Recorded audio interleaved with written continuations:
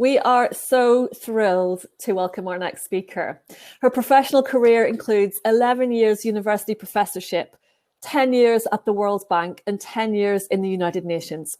Her extensive experience includes advisory and consultancy services to governments, regional economic communities, regional research networks, ministries of education, bilateral and multilateral agencies, management of international research, capacity development networks, and global interagency groups on diverse themes on global education and on early childhood care and development. Please welcome Professor Mmantsetsa Marope, Executive Director, World Heritage Group, and Honorary President, Indian Ocean Comparative and International Education Societies.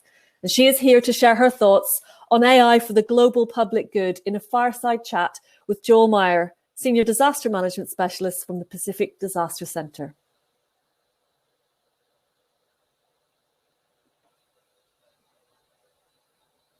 We're just waiting for them to come into the stage area. And here's Joel. Oh, fantastic. Well, again, Dr. Devlin, Kate, thank you so much. I'm such a big fan of yours. And again, ditto.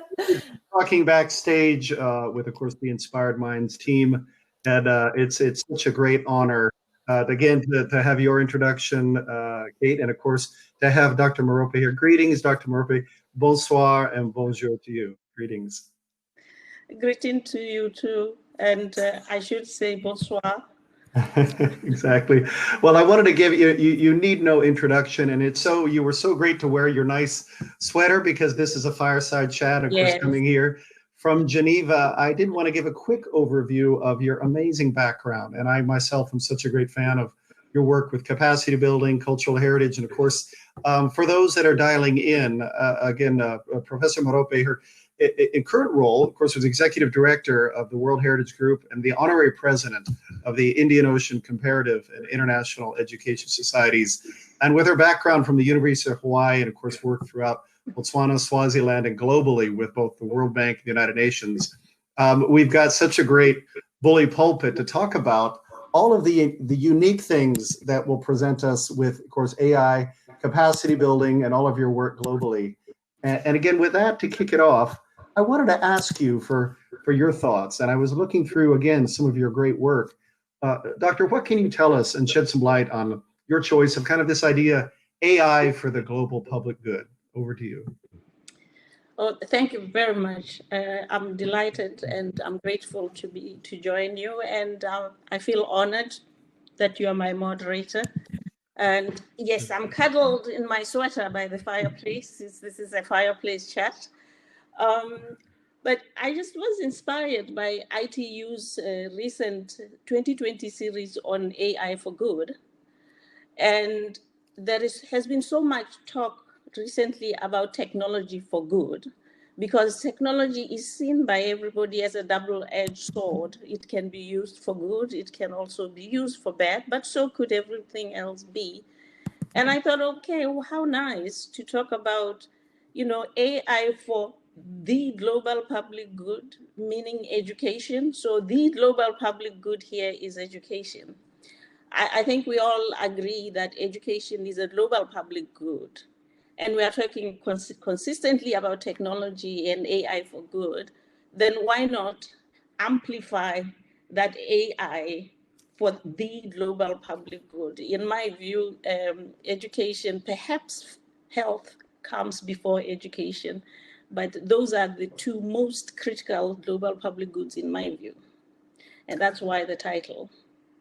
That is so fantastic. And again, I should say too, I wore my Aloha shirt, but I'll put a sweater on later because I'm here in Geneva. And we at the Pacific Disaster Center, of course, we're an applied research center.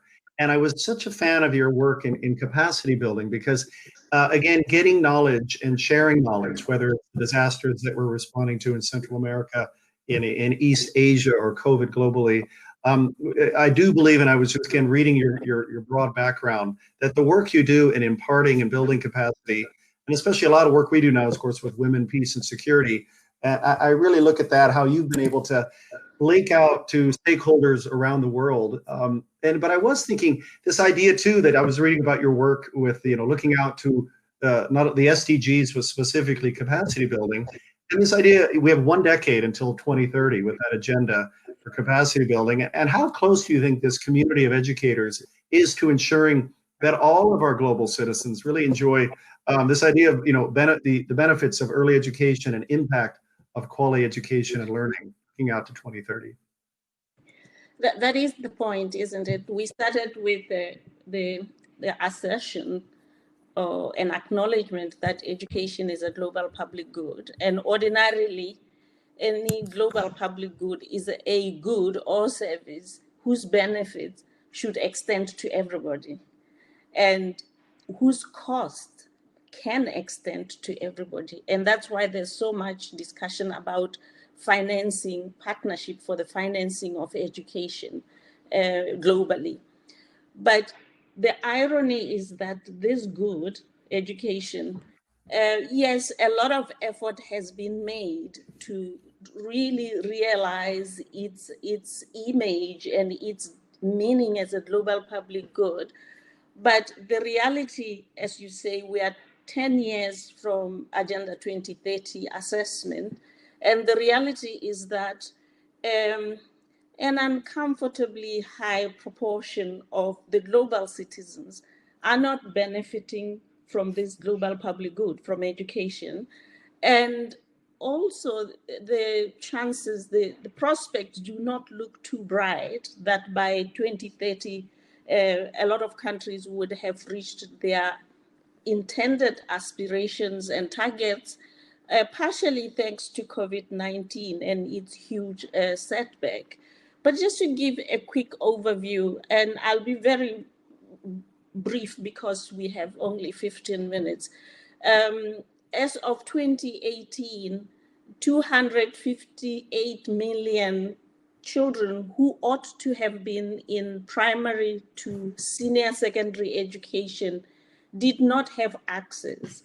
And since they don't have access, we can't well imagine that they will gain the benefits of education. So they are sort of excluded from this public good. And the projections are a little over 220 million will still be out of any education institution of any form by 2030. We could unbundle this by saying how many millions at each level, but the details are not for this sort of chart. And at the broader level, 750 million youth and adults are still illiterate, which again means that if we really do believe in the good of education, these people do not partake in this global good. The goodness does not extend to them. There are all sorts of inequalities in the resourcing for education. And the end result is that the outcomes, learning outcomes that are not a perfect indicator, but not too distal, I'd say sort of distal proximal indicator of the quality of education. The learning outcomes show that about 2/3 of learners now who are already enrolled in some form of primary to senior secondary education, which is about 617 million worldwide. 2/3 of them do not reach the minimum levels of proficiency in reading, writing, mathematics, and science, which means that any aspirations of these people benefiting from lifelong learning and being effective lifelong learners is just not realistic. So if you add the 2/3 of 617 million and the 258 million that are not in education institutions, this is quite disconcerting. Plus, the fact that access to higher education is still very low, particularly in poorer regions like Sub-Saharan Africa, West Asia, South Asia. So at the end of it, we are facing multiple challenges of limited access, limited and inequitable access to education, limited and inequitable quality of the educational experience, and lastly, very doubtful relevance of education. You may have noticed that the 2018, 19, maybe even going back to 2017 until now, until COVID kicked in, the most raging debate was how ready are education and learning systems to prepare learners for the unpredictable, fast-changing, disruptive futures. The relevance of education, the future development relevance of education has been the key source of debate. So that brings us to the question, how can we use AI to address these challenges so that the global public good, how can we use AI for the good of this global public good is the question. That is, again, Doctor, thank you for that wide ranging. And I really appreciate that you, of course, we're in the data business at the Pacific Disaster Center. We work and get the best population estimates. And I love your work and that idea of looking at public-private partnerships of, kind of to quote, it does take a village, quoting our Secretary of State Clinton from a few years back. But you really touched on that idea of not only access, but of course, building the skills that will lead to lifelong learning. They are saying, of course, in the age of COVID, this is the Great Reset. We realize this is my background working in pandemics from H1N1 to Ebola with WHO, is we do see the capacity building and community engagement. Now we're torn because we know so many children may be using a phone or a laptop, or they may not even have working with the Emergency Telecommunications Cluster, ITU, and World Food Program to get them the access to the tools, which was always the thought with remote medicine and telemedicine. But it's, the devil's in the details. And how do we scale that to 8 billion and beyond, especially looking out 10 years? What a great wide-ranging perspective. We really appreciate that. And I think it's so great that you come from this idea of, the World Bank can be incentivizing. We need the private sector to innovate. The UN can be kind of like, in some ways, often the referee on the field and can weigh in with and be a convening power. But of course, we know here in Geneva and globally, we're convening in different ways. And I really want to give a shout out. I can giving away my American verbiage here, but a shout out to the Inspired Minds team, which of course, again, a global network of powerful women leading this, 50,000 people that they've engaged, if not more. And the idea that, we are on a virtual platform here, and I always see that glimmer of hope that there's AI behind the platforms we're using right now to talk. Exactly. And whether it's the chat bots, which when we at PDC are rolling out solutions, the AI can help with all the myriad of languages. I'm from Los Angeles. We speak 80 languages. We're majority Spanish speaking. So again, I just really am impressed. And I think too, the one last thing as we kind of get here to the end of our fireside chat, and I wish I could send some fondue over to your house and over to our colleagues, because it's starting to get cool here in Geneva. But COVID is not academic for us here. They've said, well, the irony is we have all these centers of public health excellence, but we're in a lockdown here, and it's very personal. What are your thoughts on the role of AI during COVID? I know children are out of school, but what are your closing thoughts on this great reset? Over to you.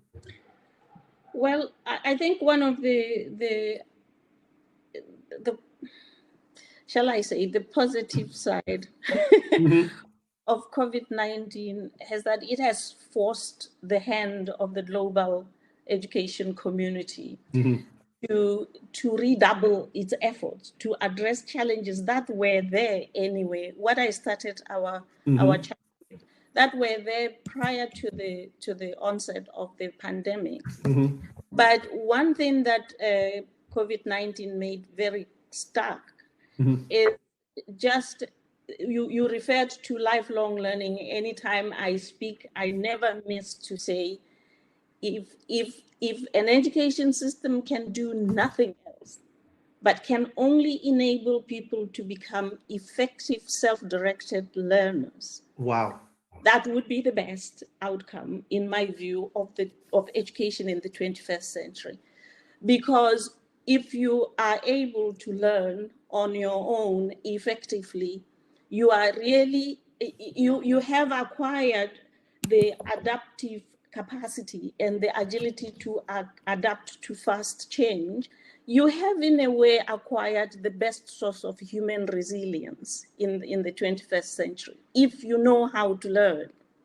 And lo and behold, we started by saying that about 60% or more of children who were enrolled are not acquiring the basics that will enable them to become effective lifelong learners. And that will give us any hope that they can undertake self-directed learning on their own. And suddenly COVID pushed these kids out of schools where they were already not learning as effectively as they ought to have been. But then we had to now rely on these kids to learn on their own. And a nice, if I can call it nice, slogan of interrupted classes, uninterrupted learning suddenly cropped up. But one had to ask, how could we expect learning not to be interrupted with a large base of learners that do not have the basics that would enable them to become lifelong learners? So COVID-19 has forced us to really focus on learning how to learn as one of the core competencies that education should equip someone with. The second part is that COVID-19 has also made stark the inequalities in environments that learners live in for enabling them to engage and sustainably in self-directed learning. Be it that these are displaced children who do not necessarily have a home and mom and dad to go to, and mom and dad are harassed by life more than others. Be it that they are in a normal home, but a home that is not as well resourced with the resources that we would expect, whether it's just the crackling hard paper, books, materials, connectivity, and so on. So, and also COVID-19 highlighted the lack of readiness for teachers to engage and support learners during distance learning, never mind parents. So, and what needs to be done? And it knocked on the question, are we optimally using emerging technologies to address some of the challenges in education systems that cannot be addressed as effectively only by ourselves as humans? You really captured issues. You really captured, again, I like all good discussions by the fire. You've got me and the whole team thinking about the next discussion we'll have. Unfortunately, we're at the top of our hour. I know I'm going to be reading a lot of your publications. I was reading some about Latin America before we got on, and we really thank you for taking time. I know Dr. Devlin will be shepherding us through. There's a link that our colleagues can click. We can go to the Q&A portion. Dr. Marope, it's so great, and really appreciate your time. Thank you very much for those really fascinating insights. And I know for anyone in the audience, as Joel said, there is a chance to do a Q&A. So you can follow them into the networking lounge and the speaker room, and Dr. Marope can turn on her camera and you can type questions into the chat for her to read out and answer. The link to that room should be appearing in your chat session now on Hopin. We'll be back after a very quick break, and do take up the opportunity to do some one-to-one networking via the networking tab.